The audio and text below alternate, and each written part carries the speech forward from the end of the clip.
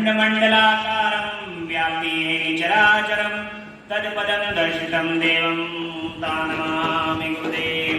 गुरु भगवान की जय। गजाननं भूतगणाधिसेवितं कपित्तजम्बूफलचारुभक्षणं उमासुतं शोकविनाशकारिकं नमामि विघ्नेश्वरपादपङ्कजं। बोल गणपति गजानन भगवान की जय। सर्वमंगल मंगल्ये शिवे सर्वार्थ साधिके शरण्ये त्र्यंबके गौरी नारायणी नमस्ते। शरणागत दीनार्थ परित्राण प्राणे सर्वशास्त्र हरि देवी नारायणी नमस्ते। बोल जगदम्बा रानी की जय।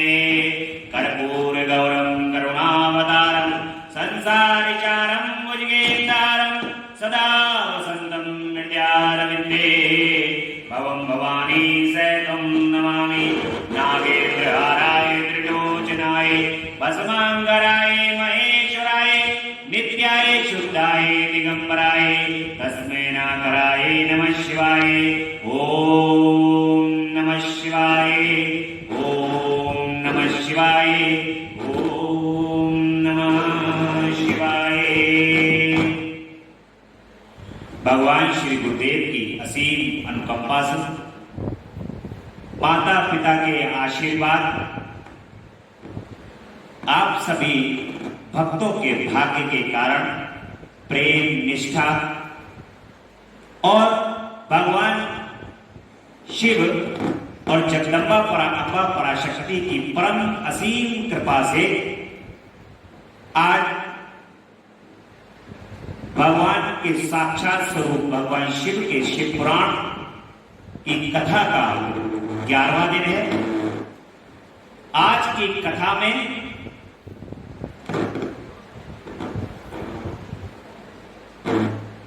भगवान के बंधन और मोक्ष का विवेचन का वर्णन किया जाए। भगवान की कृपा होती है तो भगवान अपनी कथा के रूप में अपना स्मरण कराने का सौभाग्य प्रदान करते हैं।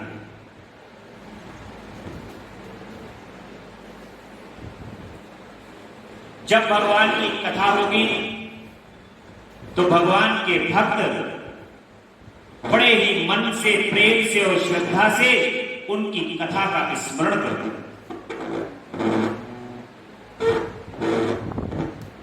प्रेम श्रद्धा से स्मरण करने के जब भगवान का स्मरण प्रेम से और श्रद्धा से उनके भक्त करते हैं तो भगवान उनके हृदय में निवास करते हैं और अपनी परम कृपा अपने भक्तों को प्रदान करते हैं। ऐसा ही माध्यम आप लोगों तक YouTube के माध्यम से लगातार शिव पुराण की ये कथा जो स्वयं भगवान के स्वयं स्वरूप हैं उनकी कथा आप तक YouTube के माध्यम से लगातार WhatsApp पर और अन्य माध्यमों से आप तक पहुंच रही है। जो भक्त साक्षात स्वरूप में रह करके साशरीर यहां पर इस कथा को सुन रहे हैं और जो साशरीर WhatsApp के माध्यम से YouTube के माध्यम से वहां पर बैठ करके अपने घरों में सुन रहे हैं और श्रद्धा और विश्वास जिनके हृदय में है आप यकीन मानिएगा आपको भी उतनी ही कथा का परम सौभाग्य प्राप्त होगा। इसलिए भगवान की कथा को बड़े ही हृदय स्वच्छ मन से साफ मन से सुनना चाहिए और उनकी कथा तो प्रेम को उत्पन्न करने वाली कथा है, इसलिए उनकी कथा को बड़े प्रेम से और आनंद पूर्वक सुनना चाहिए। भगवान के शिव पूजा के उपदेश लिंग आदि में शिव पूजन का किस प्रकार से विधान होना चाहिए, भस्म के स्वरूप का निरूपण और महत्व, शिव एवं गुरु शब्द की व्युत्पत्ति और शिव के भस्म धारण का रहस्य क्या होता है, ये हम आज की कथा में भगवान की सुनेंगे। ऋषि कहते हैं कि सर्वज्ञों में श्रेष्ठ सूत जी महाराज बंधन और मोक्ष का स्वरूप क्या है, ये हमें बताइए। सूत जी कहते हैं कि महर्षियों मैं बंधन और मोक्ष का स्वरूप तथा मोक्ष के उपाय का वर्णन करूं। तुम लोग आदर पूर्वक सुनो। जो प्रकृति आदि 8 बंधनों से बंधा हुआ है वह जीव बद्ध कहलाता है, और जो उन 8 बंधनों से छूटा हुआ है उसे मुक्त कहते हैं। प्रकृति आदि को वश में कर लेना मोक्ष कहलाता है। बंधन आगंतुक है और मोक्ष स्वतः सिद्ध है। बद्ध जीव जब बंधन से मुक्त हो जाता है तब उसे मुक्त जीव कहा जाता है। प्रकृति, बुद्धि, त्रिगुणात्मक अहंकार और ये 5 तन्मात्राएं इसे ज्ञानी पुरुष प्रागैतिहासिक मानते हैं। प्रकृति आदि 8 तत्वों के समूहों से देह की उत्पत्ति हुई है। देह से कर्म उत्पन्न होता है और फिर कर्म से नूतन देह की उत्पत्ति हुई है। इस प्रकार बारंबार जन्म और कर्म होते रहे। जो इस मृत्यु लोक पर आया है, इस मृत्यु लोक पर जिसने जन्म लिया है, तो जन्म लिया है तो कर्म भी निश्चित है। यहां पर अच्छे और बुरे सभी प्रकार के कर्म मनुष्य शरीर को धारण करके व्यक्ति करता है, और उन्हीं कर्मों के बंधन के अंदर बंद करके मनुष्य सदैव इस पृथ्वी पर जन्म लेगा और कर्म करेगा, तत्पश्चात मृत्यु को प्राप्त होगा। फिर उन कर्मों के आधार पर पुनः जन्म लेगा, पुनः मृत्यु को प्राप्त होगा। ये क्रम लगातार चलता रहता है। व्यक्ति इस क्रम से कभी मुक्त नहीं होता। ये कर्म भूमि है और कर्म भूमि होने के कारण यहां पर लगातार व्यक्ति कर्मों को करते हुए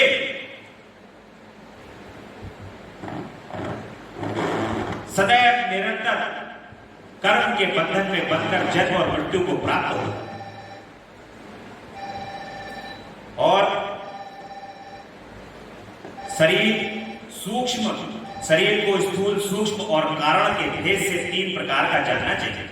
स्थूल शरीर जो आपने ये शरीर धारण कर रखा, सूक्ष्म शरीर जो आपके अंदर है, और इसके बाद है कारण शरीर। स्थूल शरीर जागृत अवस्था में है, व्यापार कराने वाला है। सूक्ष्म शरीर जागृत और स्वप्न अवस्था में इंद्रिय भोग प्रदान कराने वाला है, तथा कारण शरीर सुसुप्ता अवस्था में आनंद की अनुभूति कराने वाला कहा गया। जीव को उसके प्रारब्ध कर्मानुसार सुख और दुख प्राप्त होते हैं। इस संसार में किसी भी जीव को उसके प्रारब्ध के अनुसार सुख और दुख की प्राप्ति हुई। कभी कोई भी व्यक्ति इस संसार के अंदर जब जन्म लेता है तो जन्म लेने के कारण वो व्यक्ति इस शरीर के माध्यम से नाना प्रकार के भोगों को भोगता है, और एक तो कर्म है हमारे जो हम इस समय पर कर्म कर रहे हैं, और दूसरे कर्म हैं जिन कर्मों को हम पूर्व जन्म में कराए। एक बात याद रखिएगा प्रभु आप सभी, कि कर्म कभी भी आपका पीछा नहीं छोड़ते।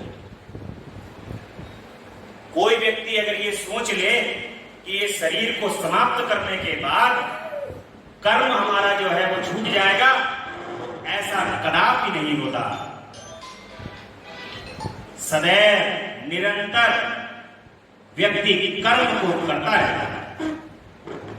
और कर्म को करने के बाद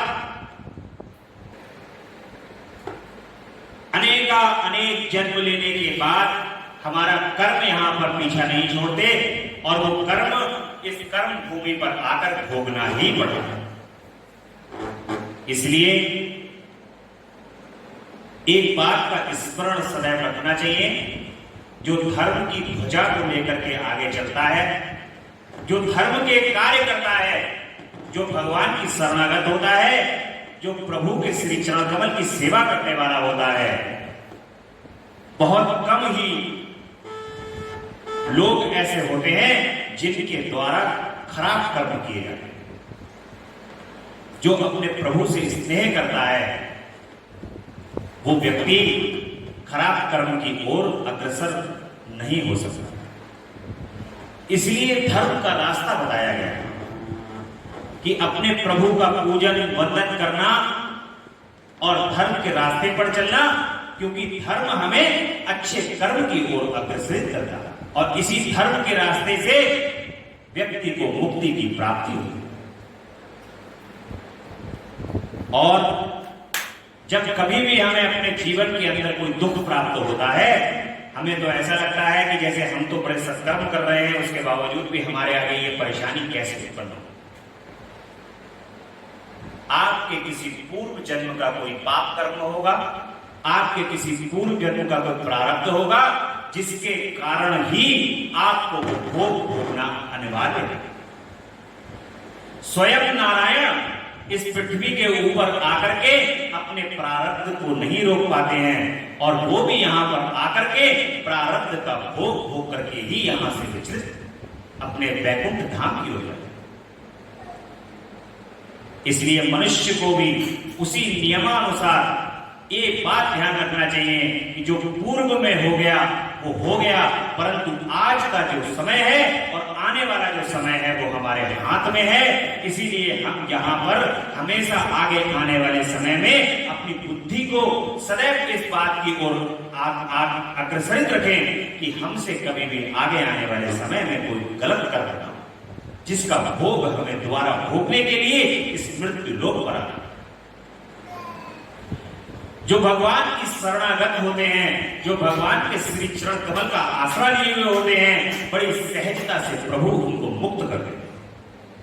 भगवान शिव के जो आश्रय में होता है, भगवान शिव का जो पूजन वंदन करता है, उनकी कथा को जो नित्य सुनता है, भगवान शिव उनको बड़ी ही सहजता से सारे कर्मों का नाश करके उसको अपने अंदर विलीन कर लेते हैं, मुक्त कर देते हैं।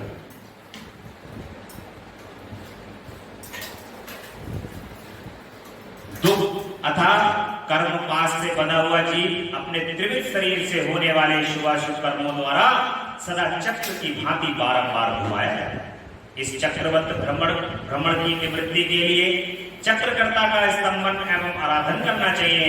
प्रकृति आदि जो 8 पाश बतलाए गए हैं, उनका समुदाय ही महाचक्र है और जो प्रकृति से परे है वे परमात्मा शिव है। भगवान महेश्वर की प्रकृति आदि महाचक्र के कर्ता हैं, क्योंकि वे प्रकृति से परे हैं। जैसे बकायन नामक वृक्ष का थाला जल को पीता है और उबलता है, उसी प्रकार शिव प्रकृति आदि को अपने वश में कर उस पर शासन करता है। उन्होंने सबको वश में कर लिया है, इसलिए वे शिव कहे गए हैं। शिव ही सर्वज्ञ, परिपूर्ण तथा निष्प्रह, सर्वज्ञाता, तृप्ति, अनादि, बोध, स्वतंत्रता, नित्य अलुप्त शक्ति से संयुक्त होना और अपने भीतर अनंत शक्तियों को धारण करना, महेश्वर इन 6 प्रकार के मानसिक ऐश्वर्यों को केवल वेद जानता। अतः भगवान शिव के अनुग्रह से ही पृथ्वी आदि 8 तत्व वश में होते हैं।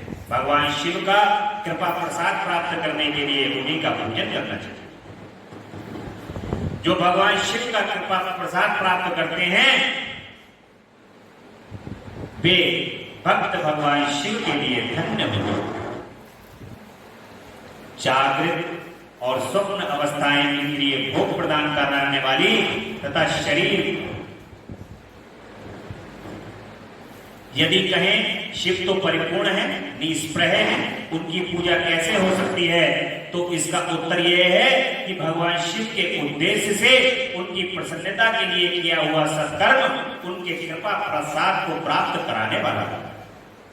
शिवलिंग में शिव की प्रतिमा में तथा शिव भक्तजनों में शिव की भावना करके उनकी प्रसन्नता के लिए पूजा करनी चाहिए। चाहे वे भगवान शिव की शिवलिंग हो, भगवान शिव की प्रतिमा हो या भगवान शिव के भक्त हो, सदैव भगवान शिव को ही उनमें स्मरण करना चाहिए और उनका पूजन करना चाहिए। ये पूजन शरीर से, मन से, वाणी से और धन से भी किया जा सकता है। उस पूजा से महेश्वर शिव जो प्रकृति से परे हैं, पूज कर विशेष कृपा करते हैं और उनका ये कृपा प्रसाद सत्य होता है। शिव की कृपा से कर्म आदि सभी बंधन अपने वश में हो जाते हैं।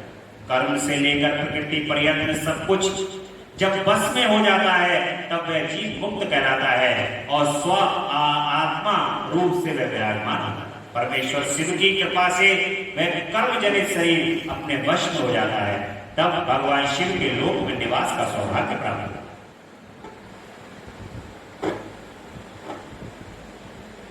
तब भगवान शिव के लोक में ऐसे जीव को निवास का सौभाग्य प्रदान हो जाता है। इसी को सालोक की मुक्ति कहते हैं। जब तक मात्राएं वश में हो जाती हैं तब जीव जगदम्बा सहित शिव का समीप प्राप्त कर लेता है। यह समीप मुक्ति है। उसके आयुध आदि और क्रिया आदि सब कुछ भगवान शिव के समान हो जाता है। भगवान का महाप्रसाद प्राप्त होने पर बुद्धि भी वश में हो जाती है। बुद्धि प्रकृति का कार्य है, उसका वश में होना शास्त्री मुक्ति कहा गया है। पुनः भगवान का महान अनुग्रह प्राप्त होने पर प्रकृति वश में हो जाएगी। उस समय भगवान शिव का मानसिक ऐश्वर्य बिना यत्न के ही प्राप्त हो जाएगा। सर्वज्ञता और तृप्ति आदि के शिव के ऐश्वर्य हैं, उन्हें पाकर मुक्त पुरुष अपने आत्मा में ही विराजमान हो जाता है।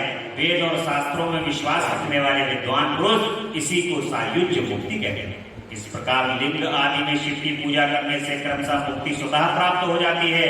इसलिए शिव का कृपा प्रसाद प्राप्त करने के लिए तत्व संबंधी क्रिया आदि के द्वारा उन्हीं का पूजन करना चाहिए।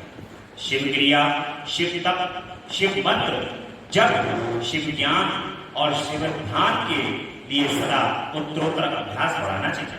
प्रतिदिन प्रातः काल से रात को सोते समय तक और जन्म काल से लेकर मृत्यु पर्यंत सारा समय भगवान शिव के चिंतन में ही बिताना चाहिए। सधो जानादि मंत्रों द्वारा नाना प्रकार के पुष्पों से जो भगवान शिव की पूजा करता है वह शिव को ही प्राप्त होता है। ऋषि कहते हैं कि उत्तम व्रत का पालन करने वाले सूर्य जी लिंग आदि में शिव की पूजा का क्या विधान है, ये हमें बताइए।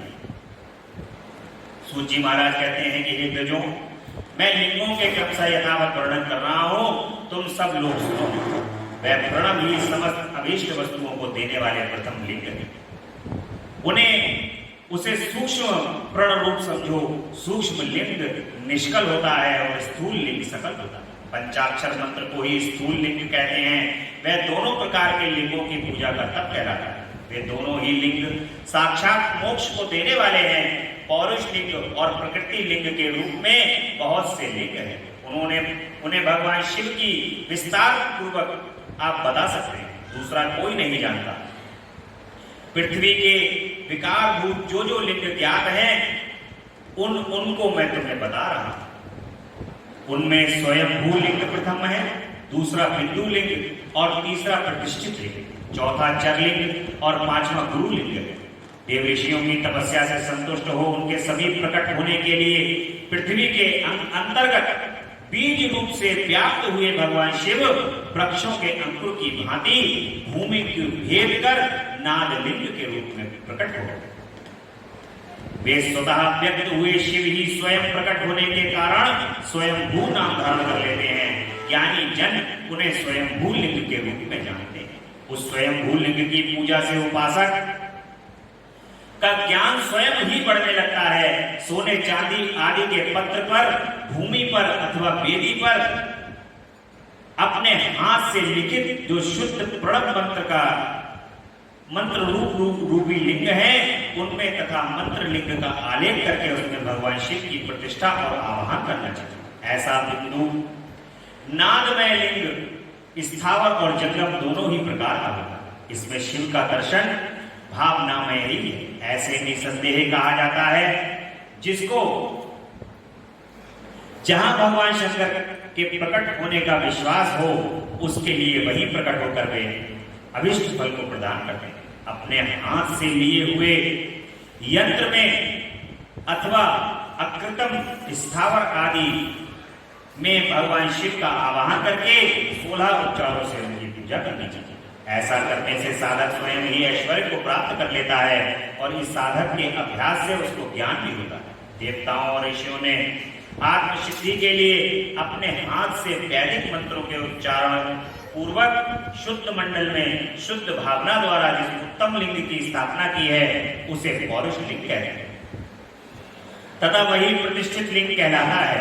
उस लिंग की पूजा करने से सदा पौरुष ऐश्वर्य की प्राप्ति होती है। महान ब्राह्मण और महाधनी राजा किसी कारीगर से शिवलिंग का निर्माण कराकर जो मंत्र पूर्वक उसकी स्थापना करते हैं उनके द्वारा स्थापित हुआ वह लिंग भी प्रतिष्ठित लिंग कहलाता है, किंतु वह प्राकृतिक लिंग है, इसलिए प्राकृतिक ऐश्वर्य भोग को ही देने वाला।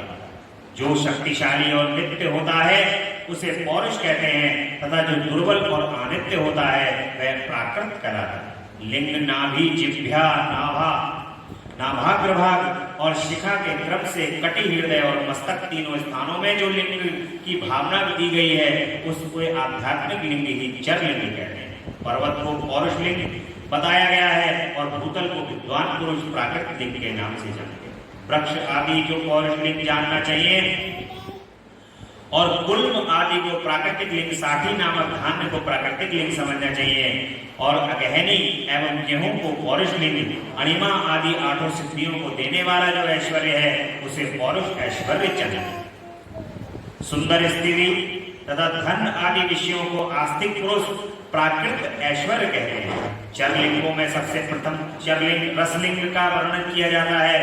रसलिंग ब्राह्मणों को उनकी सारी अनिष्ट वस्तुओं को देने वाला है। शुभ कारक बाणलिंग क्षत्रियों को महान राज्य की प्राप्ति कराने वाला है। सुवर्णलिंग वैश्यों को महान पति का पद प्रदान करने वाला है तथा सुंदर शिवलिंग शूद्रों को महाशुद्धि देने वाला है। स्फटिक में लिंग तथा बाणलिंग सब लोगों को उनकी समस्त कामनाएं प्रदान करते हैं। अपना ना हो तो दूसरे का स्फटिक व बाणलिंग भी पूजा के लिए निषिद्ध नहीं। स्त्रियां विशेषता सद्भाव के लिए पार्थिव लिंग की पूजा का विधान है। प्रवृत्ति मार्ग में स्थित विधवाओं के लिए स्फटिक लिंग की पूजा बताई गई है, परंतु विरक्त विधवाओं के लिए रसलिंग की पूजा को ही श्रेष्ठ कहा गया है। उत्तम व्रत का पालन करने वाले महर्षियों बचपन में, जवानी में और बुढ़ापे में भी शुद्ध स्फटिक में शिवलिंग का पूजन स्त्रियों को समस्त भोग प्रदान करने वाला है। ग्रहासक्त स्त्रियों के लिए पीठ पूजा भूतल पर संपूर्ण अभिष्ट को देने वाली है। प्रवृत्ति मार्ग में चलने वाला पुरुष सुपात्र गुरु के सहयोग से ही समस्त पूजा कर्म को संपन्न करे। इष्ट देव का अभिषेक करने के पश्चात अगहनी के चावल से बने हुए खीर आदि पकवानों द्वारा नैवेद्य को अर्पण करे। पूजा के अंत में शिवलिंग को संपुट में पधरा कर घर के भीतर पृथक कर। जो निवृत्ति मार्ग पुरुष हैं उनके लिए हाथ पर ही शिवलिंग पूजा का विधान है। उन्हें भिक्षादि से प्राप्त हुए अपने भोजन को ही नैवेद्य के रूप में निवेदित करना चाहिए। निवृत्त पुरुष के लिए सूक्ष्म लिंग ही श्रेष्ठ बताया गया है। वे विभूति के द्वारा पूजन करें और विभूति को ही नैवेद्य के रूप में निवेदित करें। पूजा करके उस लिंग को सदा अपने मस्तक पर धारण करें। विभूति 3 प्रकार की बताई गई है। लोकाग्नि जनित, वेदाग्नि जनित और शिवाग्नि जनित। लोकाग्नि जनित या लौकिक भस्म को द्रव्यों की शुद्धि के लिए लाकर रखें। मिट्टी, लकड़ी और लोहे के पात्रों की, धान्यों की, तिल आदि द्रव्यों की, वस्त्र आदि की तथा प्रयुक्त वस्तुओं की भस्म से शुद्धि होगी। कुत्ते आदि से दूषित हुए पात्रों की भस्म से ही शुद्धि मानी गई है, परंतु विशेष की शुद्धि के लिए यथा योग्य सजल अथवा निर्जल भस्म का उपयोग करना चाहिए। वेदाग्नि को जो भस्म है उसको उन वैदिक कर्मों के अंत में धारण करना चाहिए। मंत्र और क्रिया से जनित जो होम कर्म है वह अग्नि में भस्म का रूप धारण करता है। उस भस्म को धारण करने से वह कर्म आत्मा में आरोपित हो जाती है। अघोर मूर्तिधारी शिव जो अपना मंत्र है उसे पढ़कर बेल की लकड़ी से जलाएं। उस मंत्र से अभिमंत्रित अग्नि को शिवाग्नि कहा गया है। उसके द्वारा जले हुए काष्ठ का जो भस्म है वह शिवाग्नि जनित है। कपिला गाय के गोबर अथवा गाय मात्र के गोबर को तथा शमी, पीपल, पलाश, बड़ और अमलतास और बेर इनकी लकड़ियों को शिवाग्नि से जलाएं। वह शुद्ध भस्म शिवाग्नि जनित माना गया है। अथवा कुश की अग्नि में शिव मंत्र के उच्चारण पूर्वक काष्ठ को जलाएं। फिर उस भस्म को कपड़े से अच्छी तरह छान कर नए घड़े में भरकर रख दें। उसे समय समय पर अपनी कांति एवं शोभा की वृद्धि के लिए धारण करें। ऐसा करने वाला पुरुष सम्मानित एवं पूजित होता है। पूर्व काल में भगवान शिव ने भस्म शब्द का ऐसा ही अर्थ प्रकट किया था, जैसा राजा अपने राज्य में सारभूत कर को ग्रहण करता। जैसे मनुष्य शस्य आदि को जलाकर उसका सार ग्रहण करते हैं, तथा जैसे जठरा नल नाना प्रकार के भक्ष्य भोज्य आदि पदार्थों की भारी मात्रा में ग्रहण करके जलाता है, सार तार वस्तु ग्रहण करता है और उस सारतर वस्तु में स्वदेह का पोषण करता है, उसी प्रकार प्रपंच करता परमेश्वर शिव भी अपने आदेह रूप में विद्यमान प्रपंच को जलाकर भस्म रूप में उसके साथ को ग्रहण करते। प्रपंच को दग्ध करके शिव ने उसके भस्म को अपने शरीर में लगाया है। रात भभूत पोतने के बहाने जगत के सार को ही ग्रहण किया। अपने शरीर में अपने लिए रत्न स्वरूप भस्म को इस प्रकार स्थापित किया है। आकाश के सार तत्व से केश, वायु के सार तत्व से मुख, अग्नि के सार तत्व से हृदय, जल के सार तत्व से कटिभाग और पृथ्वी के सार तत्व से घुटने को धारण किया। इसी प्रकार उनके सारे अंग विभिन्न वस्तुओं के सार रूप हैं। महेश्वर अपने ललाट पर तिलक के रूप में जो त्रिपुंड धारण किए हुए हैं वह ब्रह्मा, विष्णु और रुद्र का सार तत्व। वे इन सब वस्तुओं को जगत के अभ्युदय का हेतु मानते हैं।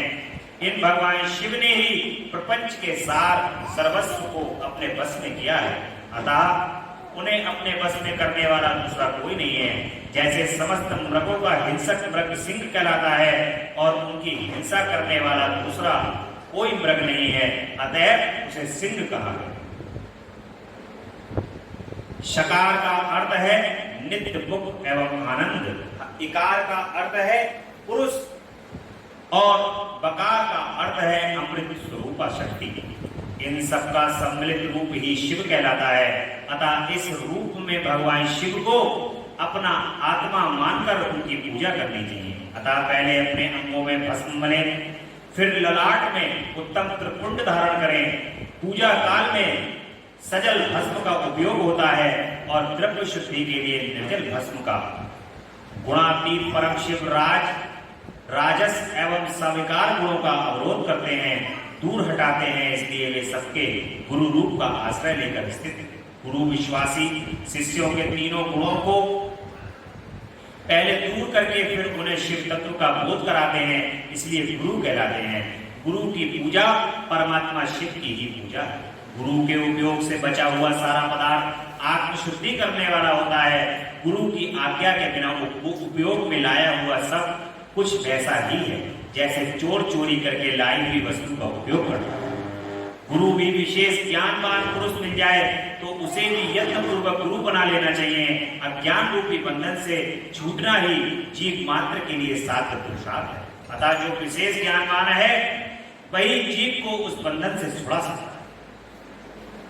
जन्म और मरण रूपी द्वंद्व को भगवान शिव की माया ने ही अर्पित किया है। जो इन दोनों को शिव की माया को ही अर्पित कर देता है वह फिर इस शरीर के बंधन में नहीं पड़ता। जब तक शरीर रहता है तब तक जो क्रिया के ही अधीन है वह जीव बद्ध कहलाता है। स्थूल, सूक्ष्म और कारण तीनों शरीर को वश में कर लेने पर जीव का मोक्ष हो जाता है, ऐसा ज्ञानी पुरुष का कथन है। माया चक्र के निर्माता भगवान शिव ही परम कारण है। वे अपनी माया के दिए हुए द्वंद्व का स्वयं ही परिमार्जन करते हैं। अतः शिव के द्वारा कल्पित हुआ द्वंद्व उन्हीं को समर्पित कर देना चाहिए।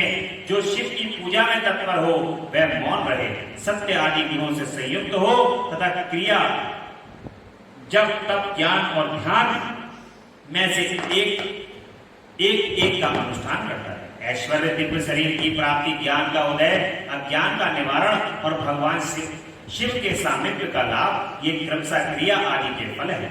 निष्काम कर्म करने से अज्ञान का निवारण हो जाने के कारण शिव भक्त पुरुष उनके यथोक्त फल को पाता है। शिव भक्त पुरुष देश काल शरीर और धन के अनुसार यथा योग्य क्रिया आदि का अनुष्ठान करें। न्यायोपार्जित उत्तम धन से निर्वाह करते हुए विद्वान पुरुष शिव के स्थान में निवास करते। जीव हिंसा आदि से रहित और अत्यंत क्लेश शून्य जीव बिताते हुए पंचाक्षर मंत्र के जप से अभिमंत्रित अन्न और जल को सुख पूर्वक माना गया। अथवा कहते हैं कि दरिद्र पुरुष के लिए भिक्षा से प्राप्त हुआ अन्न ज्ञान देने वाला होता है। शिव भक्त को भिक्षांत प्राय प्राप्त हो तो वह शिव भक्ति को बढ़ाता है। शिव योगी पुरुष भिक्षान्न को शंभु सूत्र कहते हैं। जिस किसी को भी उपाय से जहां कहीं भी भूतल पर शुद्ध अन्न का भोजन करते हुए सदा मौन भाव से जो रहते हैं और अपने साधन का रहस्य किसी पर प्रकट ना करते हैं, भक्त के समक्ष ही शिव के महत्व को प्रकाशित करते हैं। शिव मंत्र के रहस्य को भगवान शिव ही जानते हैं, ऐसा कोई जानते हैं, ऐसा कोई दूसरा नहीं। देखिए यहाँ पर ये भगवान शिव के पुराण के माध्यम से कहा गया है, आप यदि भगवान के महत्व को जानते हैं, यदि आप अपने भगवान के पूजन इत्यादि विषय के बारे में जानते हैं, तो आप केवल उनको भगवान के भक्तों के सामने ही प्रकट करें, अन्य किसी के सामने उस भक्ति को प्रकट ना करें। क्योंकि शिव के महत्व को प्रकाशित करना, शिव मंत्र के रहस्य को प्रकाशित करना, ये उन्हीं भक्तों के सामने करना चाहिए जो भगवान के श्री चरण कमल में आस्था रखते। अब आगे के विषय में पार्थिव लिंग के निर्माण की रीति, वेद मंत्रों द्वारा उनके पूजन की विस्तृत एवं संक्षिप्त विधि का किस प्रकार से वर्णन किया गया है, यह हम आगे की कथा में आज सुन रहे हैं। तदनंतर पार्थिव लिंग की श्रेष्ठता तथा महिमा का वर्णन करके सूत जी महाराज कहते हैं कि महर्षियों, अब मैं वैदिक कर्म के प्रति श्रद्धा भक्ति रखने वाले लोगों के लिए वेदोक्त मार्ग से ही पार्थिव पूजा की पद्धति का वर्णन करता हूं। यह पूजा भोग और मोक्ष दोनों को देने वाली है। आहिन सूत्रों में बताई हुई विधि के अनुसार विधि पूर्वक स्नान और संध्योपासना करके पहले ब्रह्म यज्ञ करें, तत्पश्चात देवताओं, ऋषियों, संतादि मनुष्यों और पितरों का तर्पण करें। अपनी रुचि के अनुसार संपूर्ण नित्य कर्म को पूर्ण करके सिर्फ स्मरण पूर्वक भस्म तथा रुद्राक्ष को धारण करें। तत्पश्चात संपूर्ण मनोवांछित फल की सिद्धि के लिए ऊंची भक्ति भावना के साथ उत्तम पार्थिव लिंग की वेदोक्त विधि से भलीभांति पूजा करें। नदी या तालाब के किनारे, पर्वत पर, वन में, शिवालय में अथवा और किसी पवित्र स्थान में पार्थिव पूजा करने का विधान है। ब्राह्मणों शुद्ध स्थान से निकाली हुई मिट्टी को यत्न पूर्वक लाकर बड़ी सावधानी के साथ शिवलिंग का निर्माण करना चाहिए। ब्राह्मण के लिए श्वेत, क्षत्रिय के लिए लाल, वैश्य के लिए पीली और शूद्र के लिए काली मिट्टी से शिवलिंग बनाने का विधान है। अथवा जहां जो मिट्टी मिल जाए उसी से भगवान शिव का शिवलिंग बना दें। अगर ये जो बताया गया है, ब्राह्मणों के लिए श्वेत मिट्टी, क्षत्रियों के लिए लाल, वैश्यों के लिए पीली और शूद्रों के लिए काली मिट्टी, अगर ऐसी मिल जाती है तो बहुत अच्छी बात है। नहीं तो जिस स्थान पर जो भी भगवान शिव की मिट्टी मिल जाती है उस पर वहां पर वैसा ही भगवान शिव के पार्थिव शिवलिंग का निर्माण करके पूजन करना चाहिए। शिवलिंग बनाने के लिए यत्न पूर्वक मिट्टी का संग्रह करके उस शुभ मृत्तिका का अत्यंत शुद्ध स्थान में उसको रखना चाहिए। फिर उसकी शुद्धि के लिए जल से सान कर मिट्टी बना लें। और वेदोक्त मार्ग से धीरे धीरे सुंदर पार्थिव लिंग की रचना करें। तत्पश्चात भोग और मोक्ष फल रूपी फल की प्राप्ति के लिए भक्ति पूर्वक उसका पूजन करें। उस पार्थिव लिंग के पूजन की जो विधि है उसे मैं विधान पूर्वक बता रहा हूं, तुम सब लोग सुनो। ओम नमः शिवाय, ओम नमः शिवाय, ओम नमः शिवाय। इस मंत्र का उच्चारण करते हुए समस्त पूजन सामग्री का प्रोक्षण करें, उस पर जल छिड़कें। उसके बाद भूर्सी इत्यादि मंत्र से क्षेत्र सिद्धि करें। फिर आपको इस मंत्र से जल का संस्कार करें। इसके बाद नमस्ते रुद्रा इस मंत्र से स्फटिका बंध स्फटिक शिला का घेरा बनाने की बात कही गई है। नमः संभवाय इस मंत्र से क्षेत्र शुद्धि और पंचामृत का प्रोक्षण करें। तत्पश्चात शिव भक्त पुरुष नमः पूर्वक नीलगिरीवाय मंत्र से शिवलिंग की उत्तम प्रतिष्ठा करें। इसके बाद वैदिक रीति से पूजन कर्म करने वाला उपासक भक्ति पूर्वक ऐट दे रुद्रावसाम इस मंत्र से रमणीय आसन दे और ना मोहम महात्मम इस मंत्र से आवाहन करें। या दे रुद्रा इस मंत्र से भगवान शिव को आसन पर समासीन करें। या निशु इस मंत्र से शिव के अंगों का न्यास करें एवं अद्य ओचता इस मंत्र से प्रेम पूर्वक अधिवासन करें। असोयस्ताम्रो इस मंत्र से शिवलिंग के इष्ट देवता शिव का न्यास करें। असोयो समर्पिता इस मंत्र से समर्पण करें। इसके बाद नमस्ते नीलग्रीवायाम इस मंत्र से इष्ट देव को पाद्य अर्पित करें। रुद्र गायत्री से अर्घ दें। त्रयंबकम मंत्र से आचमन कराएं। पया पृथिव्याम इस मंत्र से दुग्ध स्नान कराएं। दधिग्राभो इस मंत्र से दधि स्नान कराएं। घृतम घृतव्याम इस मंत्र से घृत स्नान कराएं। मधुवाताम मधुनक्तम मधुमापन्नो इस दिशा से मधु स्नान और शर्करा स्नान कराएं। इन दुग्ध आदि 5 वस्तुओं को पंचामृत कहते हैं अथवा पाद्य समर्पण के लिए कहे गए हैं। नमस्ते नीलग्रीवाय इत्यादि मंत्र द्वारा पंचामृत से स्नान कराएं। तदंतर माम नमस्ते इस मंत्र से प्रेम पूर्वक भगवान शिव को कटिबद्ध अर्पित करें। कृष्णवे इस मंत्र के उच्चारण करके आराध्य देवता को उच्च उत्तरीय धारण कराएं। याम ते हेतिम इत्यादि 4 ऋचाओं को पढ़कर देवज्ञ भक्त प्रेम से विधि पूर्वक भगवान शिव के लिए वस्त्र समर्पित करें। इसके बाद नमः स्वाभ्याय इत्यादि मंत्र को पढ़कर शुद्ध बुद्धि वाला भक्त पुरुष भगवान को प्रेम पूर्वक गंध चंदन एवं मूली चढ़ाए। नमस्तभ्यो इस मंत्र से अक्षत को अर्पित करें। ओम नमः प्रयाय ओम इस मंत्र से फूल चढ़ाएं। नमः प्रणाय इस मंत्र से बिलपत्र का समर्पण करें। नमः करदानी ऐसे शिव प्राण में भगवान की पूजन का जो विधान बताया गया है इसको सभी मंत्रों के द्वारा जो मंत्र इसमें नीचे दिए गए हैं इन मंत्रों के द्वारा भगवान का पूजन करना चाहिए, अवश्य करना चाहिए। इस प्रकार से पहले तत्पश्चात हाथ धोकर नैवेद्य अर्पित करना चाहिए। फिर पूर्वोक्त त्रयंबकम मंत्र से आचमन करना चाहिए। इस ऋचा से फल को समर्पण करना चाहिए और भगवान शिव को अपना सब कुछ समर्पित कर देना चाहिए। तदंतर इस सभी मंत्रों के द्वारा अक्षर से 11 रुद्रों का पूजन करना चाहिए। 3 ऋचाओं के रूप में दक्षिणा को चढ़ाएं। विद्वान पुरुष आराध्य देव का अभिषेक करें। दीपक के लिए बताए हुए मंत्र के द्वारा दीपक दिखाएं भगवान को एवं भगवान शिव को निरंजन करना चाहिए, उनकी आरती करना चाहिए। तत्पश्चात 3 ऋचाओं से भक्ति पूर्वक रुद्र देव को पुष्पांजलि अर्पित करनी चाहिए। इस मंत्र से विज्ञ उपासक पूजनीय देवता की परिक्रमा करें।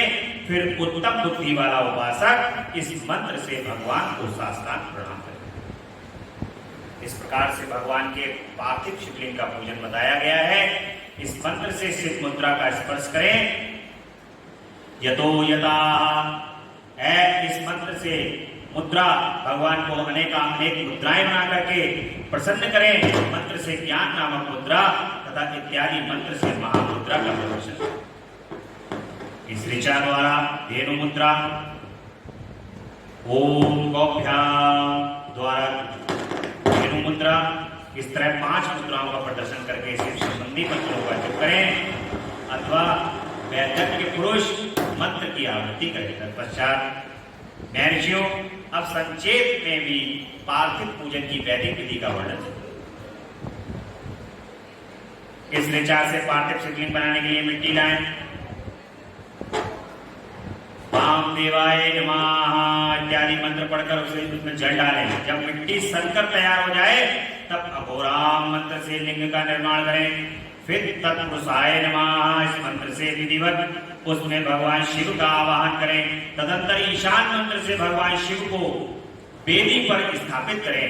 इसके सिवाय अन्य सब विधानों को शुद्ध बुद्धि वाला उपासक संक्षेप में ही संपन्न करें। इसके बाद विद्वान पुरुष पंचाक्षर मंत्र से अथवा गुरु के दिए हुए अन्य किसी शिव संबंधी मंत्र से 16 उच्चारों द्वारा विधिवत भगवान का पूजन करें।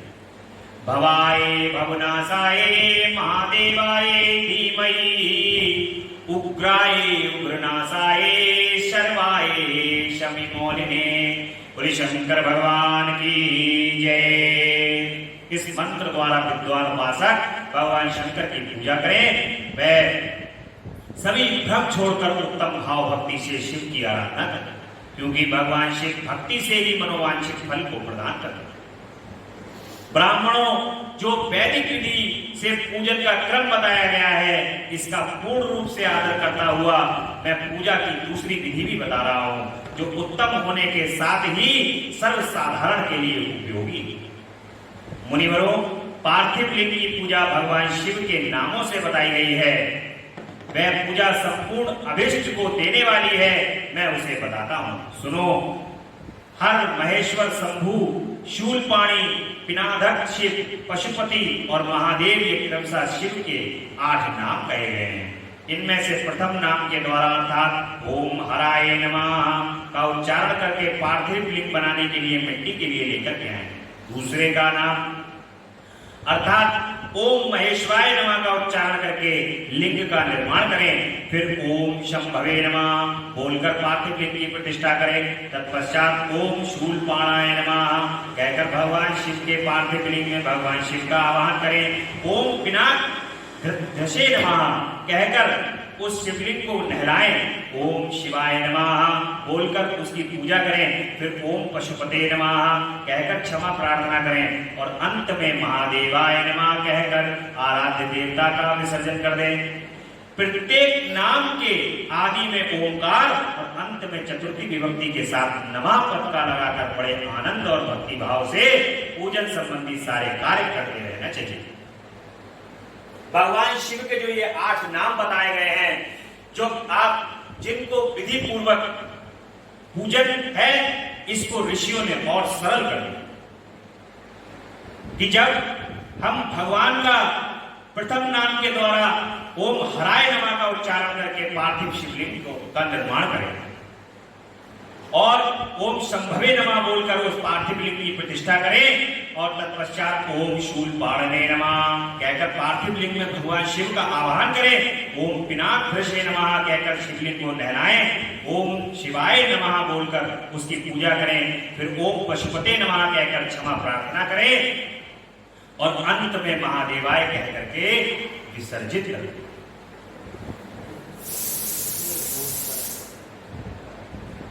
षटक्षर मंत्र से अगन्यास और करन्यास की विधि भली भांति संपन्न करके फिर नीचे लिखे अनुसार ध्यान करें। जो कैलाश पर्वत पर एक सुंदर सिंहासन के मध्य भाग में विराजमान है, जिनके वाम भाग में भगवती विराजित है, उनमें उनसे सटकर बैठी हुई हैं सनक नंदन सनत आदि भक्तजन उनकी पूजा कर रहे हैं तथा जो भक्तों के दुख रूपी दावानल को नष्ट कर देने वाले अप्रेमय शक्तिशाली ईश्वर हैं, उन विश्व विभूषण भगवान शिव का चिंतन करें। भगवान महेश्वर का प्रतिदिन इस प्रकार ध्यान करें। उनकी अंग कांति चांदी के पर्वत की भांति गौर है। वे अपने मस्तक पर मनोहर चंद्रमा और मुकुट को धारण करते हैं। रत्नों के आभूषण धारण करने से उनका श्री अंग और भी उद्दासित हो उठता है। उनके 4 हाथों में क्रमशः परशु, मृग मुद्रा, पर एवं अभय मुद्रा सुशोभित है। वे सदा प्रसन्न रहते हैं, कमल के आसन पर बैठे हुए हैं और देवता लोग उनके चारों ओर खड़े होकर उनकी स्तुति करते हैं। उन्होंने वस्त्र की जगह व्याघ्र चर्म को धारण कर रखा है। वे इस विश्व के आदि हैं, बीज रूप हैं तथा सबका समस्त भय को भर लेने वाले हैं। उनके 5 मुख हैं और प्रत्येक मुखमंडल में 3-3 नेत्र हैं। इस प्रकार ध्यान तथा पार्थिव लिंग का पूजन करके गुरु के दिए हुए पंचाक्षर मंत्र का विधि पूर्वक जप करना चाहिए। हे प्रवरों, विद्वान पुरुष को चाहिए कि वह देवेश्वर शिव को प्रणाम करके नाना प्रकार की स्तुतियों द्वारा उनका स्तंभन करे तथा शतरूद्रीय का पाठ करें। तत्पश्चात अंजलि में अक्षत और फूल लेकर उत्तम भक्ति भाव से निम्नांकित मंत्र को पढ़ते हुए प्रेम और प्रसन्नता के साथ भगवान शंकर से इस प्रकार प्रार्थना करें। सबको सुख देने वाले कृपा निधान भूतनाथ शिव, मैं आपका हूं। अब भगवान की प्रार्थना जो है, हमें किस प्रकार से भगवान की प्रार्थना करनी चाहिए, ये ऐसा भगवान के पुराण के माध्यम से बताया गया है। हम प्रभु से कहें कि हे प्रभु, आप तो सबको सुख देने वाले हैं। हे कृपा निधान, हे भूतनाथ शिव, मैं आपका हूं प्रभु। आपके गुणों में ही मेरे प्राण बसते हैं, अथवा आपके गुण ही मेरे गुण हैं, मेरे प्राण हैं।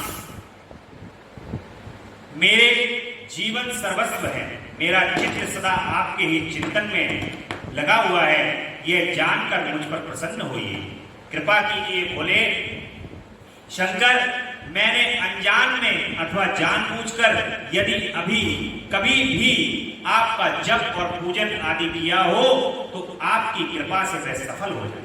हे गौरीनाथ, मैं आधुनिक युग का महान पापी हूँ, पतित हूँ और आप सदा से ही परम महान पतित पावन हैं।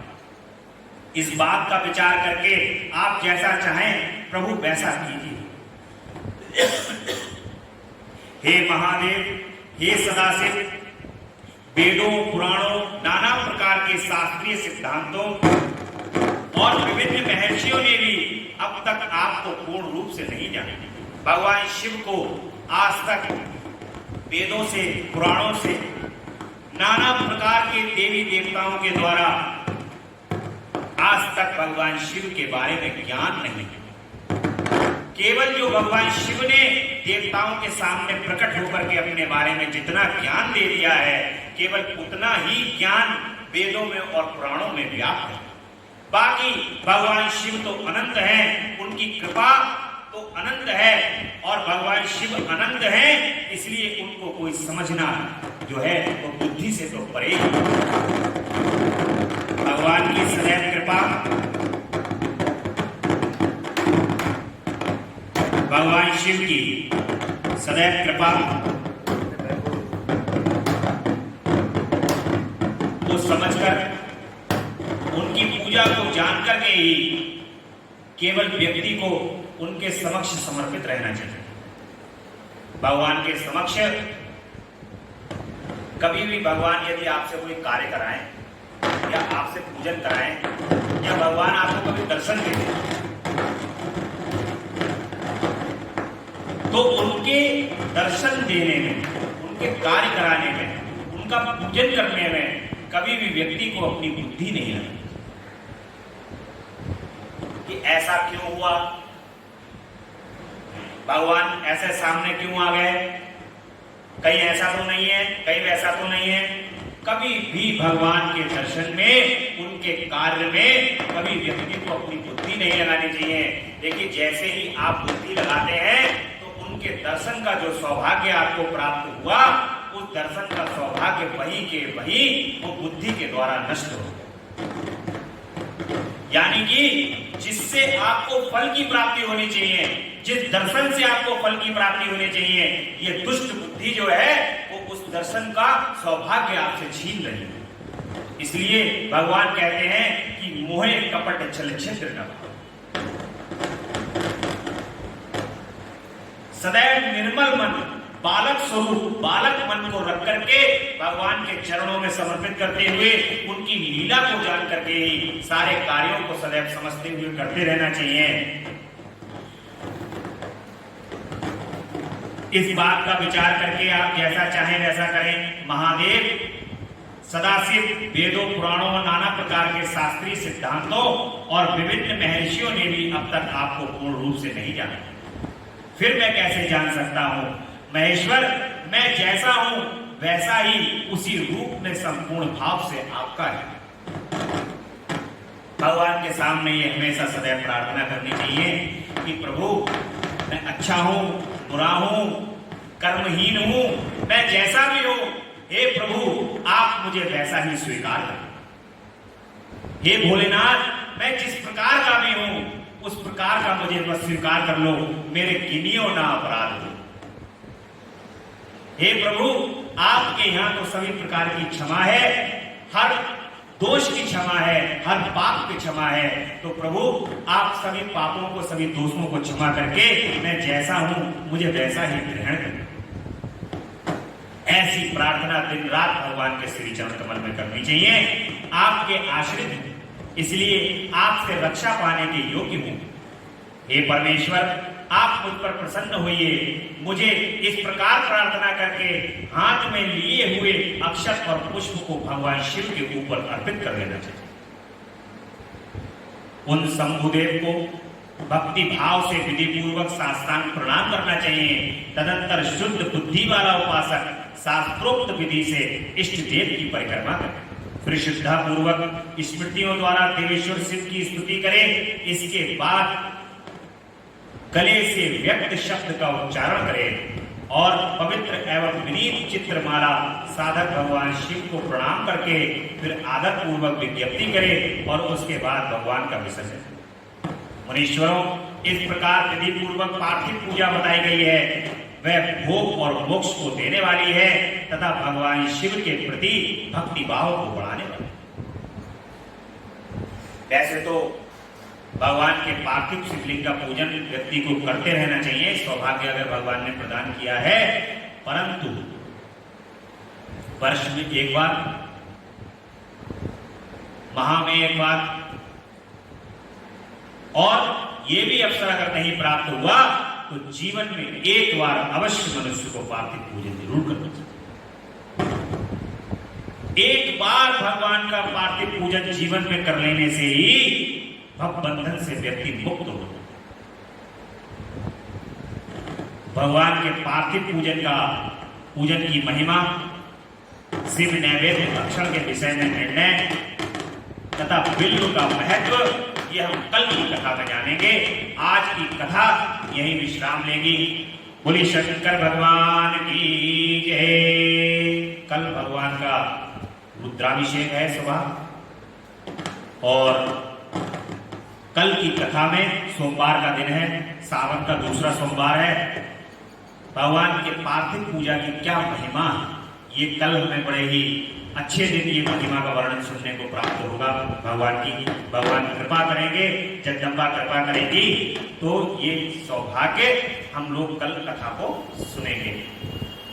बोली शंकर भगवान की जय। तेरा पल पल बीता जाए मुझसे जप ले नमः शिवाय। तेरा पल पल बीता जाए मुझसे जप ले नमः शिवाय। ओम नमः शिवाय, ओम नमः शिवाय, ओम नमः शिवाय, ओम नमः शिवाय। तेरा पल पल बीता जाए मुझसे जप ले नमः शिवाय। तेरा पल पल बीता जाए मुझसे जप ले नमः शिवाय। ओम नमः शिवाय, ओम नमः शिवाय, ओम नमः शिवाय, ओम नमः शिवाय।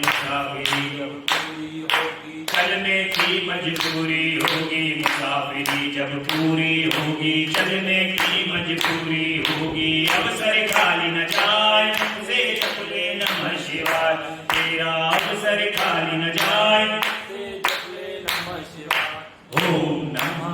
शिवाय ओम नमः शिवाय ओम नमः शिवाय ओम नमः शिवाय।